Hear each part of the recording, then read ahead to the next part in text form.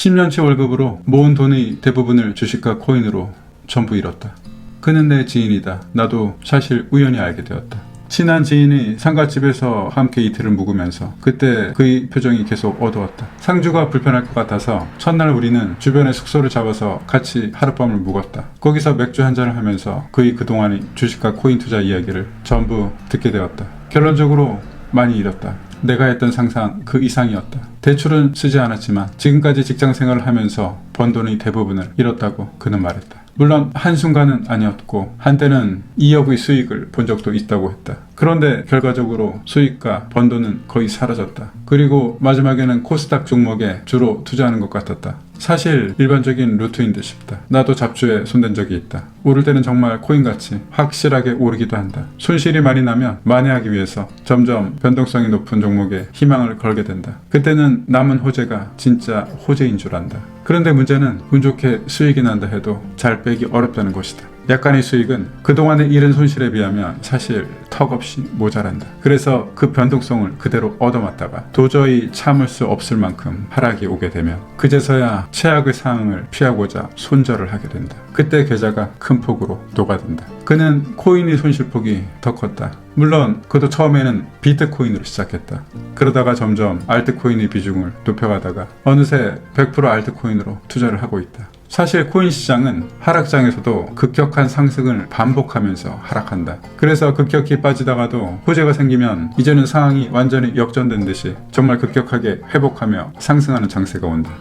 그때 손절한 돈을 다시 넣어버린다. 심리는 잃었던 돈의 본전이라도 찾고자 하는 심정인데 문제는 그때 다시 정말 급격하게 하락한다.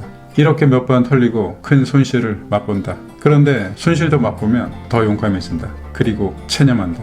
하지만 문제는 그러다가도 정말 혀를 내두를 정도로 급격하게 빠지게 되면 그제서야 다시 최악을 모면하기 위해서 손절하게 된다. 대부분 이런 패턴이다. 비슷하게 반복된다. 그렇게 멘탈이 털털 털리는 곳이 코인장이다. 그래서 그는 그러한 경로를 몇 번 거치면서 직장에서 모은 돈이 대부분 녹아들었다. 10년 이상을 직장 생활을 하며 통장 잔고는 거의 바닥이 나 있다. 다행인 것은 대출만은 쓰지 않았다. 그리고 여전히 회사를 다닌다. 그래서 생계에는 지장이 없다. 대부분의 패턴을 보면 결국 주식장, 코인 시장을 떠나갔지만 몇 년이 지나서 일정 주기가 되면 재등장할 가능성도 있다. 언제 그랬냐는 듯이 빨갛게 달아오른 시장에서는 다시 돌아오곤 한다. 돌아올 때의 심리는 한 5에서 10%만 수익을 보고 빼자라는 심리이다. 하루에도 3에서 4% 정도 계속 오르는 시장에서 잠깐 수익을 보고 익절하는 거야 하는 생각으로 들어오지만 들어오는 건 자유고 나가는 것은 자유가 아닌 것이다. 절대 못 나간다. 특히 기대했던 5%의 수익을 실제로 보게 되면 정말 나가지 못한다. 그게 인간이다. 탐욕과 욕심은 투자 시장에서 적나라하게 표출된다. 그건 인간의 당연한 심리이며 솔직한 모습이다. 나도 처음에 투자할 때 그랬다. 그래서 그 심리를 처절하게 느꼈고 잘 알고 있다. 개인적으로는 투자를 한다면 일단 자신의 투자 판단과 능력을 신뢰하지 않는 것부터가 난 투자의 시작이라고 생각한다. 난 나를 믿지 않는다. 비트코인도 믿지 않고 S&P 500의 우상향도 믿지 않는다. 단지 투자는 그저 시스템으로 굴러가야 한다. 감정을 빼고 건강한 상태에서 정한 룰과 원칙만을 실행해야 한다. 난 여전히 내가 정한 원칙으로 자산을 분산한다. 정말 서로 특성과 성격이 완전히 다른 섹터와 자산군으로 분산되어 있다. 장기 투자는 서로 완전히 다른 자산들, 그 자산들 중에서 가장 급격하게 내려가는 자산과 많이 내려간 자산에만 잔여 잉여금을 투여한다. 단지 그뿐이다. 단기 투자는 철저하게 분할 매수한다.